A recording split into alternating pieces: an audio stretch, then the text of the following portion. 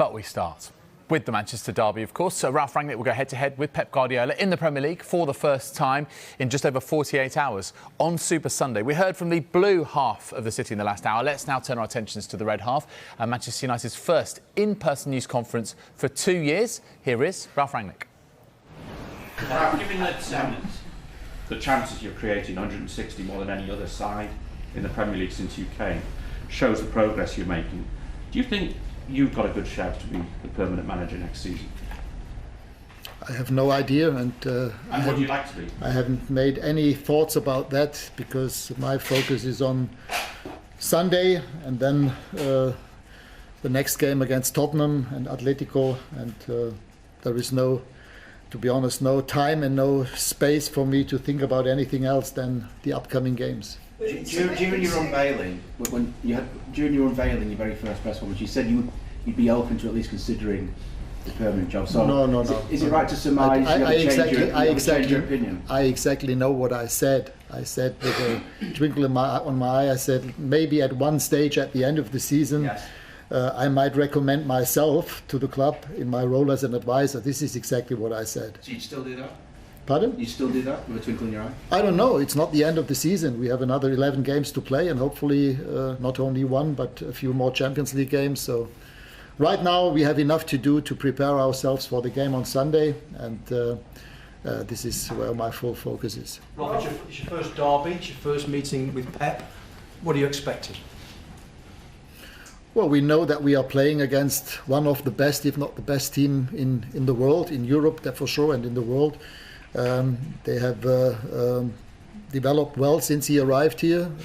The same happened at Bayern Munich and at Barcelona when he was there. So he's one of the best, most influential managers and head coaches in the last 10, 15 years. So we know what kind of team and what kind of style of football we are facing. And that's why it will be about tactical discipline. It will be a lot of defensive work necessary. A lot of sprinting, running against the ball, with the ball, waiting for transitional moments, and then taking our chances. This is what it's all about. I think we created enough chances in the last 10, 11 games. At times we converted them, like at Leeds, for example, where we scored 4 goals. But it's correct, we should have scored more goals, especially in the last game against Watford. We should have scored at least 1, 2, 3 goals in order to win the game. But I would be more worried, actually, if we didn't create chances. But I think the way that we've been playing, the way that we prepared and created those chances, I think was good. And also against the ball, when the other team is in possession of the ball, we are compact. We didn't allow them too many chances, and this is exactly what we need in the game against Manchester City. Ralf, will Edison Cavani be there to help with the goal scoring this weekend, and what is the rest of the team use? Yeah, he's back in training since yesterday, and today was his second training session with the team. It looks good, so I think he could at least be part of the group for Sunday. Apart from that, we have 2 or 3 question marks behind some players, but we will have to wait and see what happens by tomorrow or on Sunday. But Edison, I think, will, as it stands now, will be part of the group. Do you think that as a club you are in a position to get somewhere near to Manchester City? They seem to have the structures right. They seem to have the kind of foundation from chief executive to technical director to manager. It all seems quite fluid, whereas at Manchester United it's not seemed like that. I know you've got a wider role, or you will have a wider view, but do you think Manchester United have what it needs in place to be able to get somewhere near to City? To be honest, I haven't thought about that actually, and I don't know. I don't even know the structure or the setup at Manchester City. I know most of the people here in our club, but again, my focus was and still is on developing the current team and getting the best out of this season. What is obvious, not only with Manchester City, but also with Liverpool, they've had continuity and consistency on the position of their manager, their head coach. for 5 or 6 years, for the past 5 or 6 years. They have a very clear identity, a clear idea of how they want to play. And I know Jürgen in person, and I also know Pep from those 3 years in Germany when he was head coach of Bayern Munich. He also has a clear idea how he wants to play. And this idea is the headline for everything that happens in the club, for recruitment, for any new players that they sign, or even for players that they at one stage will sell. And this is, I think, the secret behind their success, that they exactly know how they want to play. They have a clear identity, or you can also call it a corporate identity.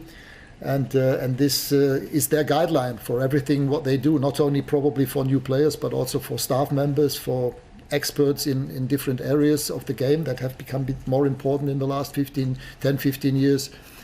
This is what all the top clubs in Europe have in common. And this is something that I think also at Manchester United needs to be developed and improved in the next couple of years. So, big game for Ralf Rangnick and Manchester United. Hugely important, of course, for City too, because Liverpool could close to within 3 points of them at the top tomorrow. Pep Guardiola looking forward to facing the United side who are led by Ralf Rangnick. I would say the idea from Ralf Rangnick is the tendency already in the Premier League. So many teams want to play in that way.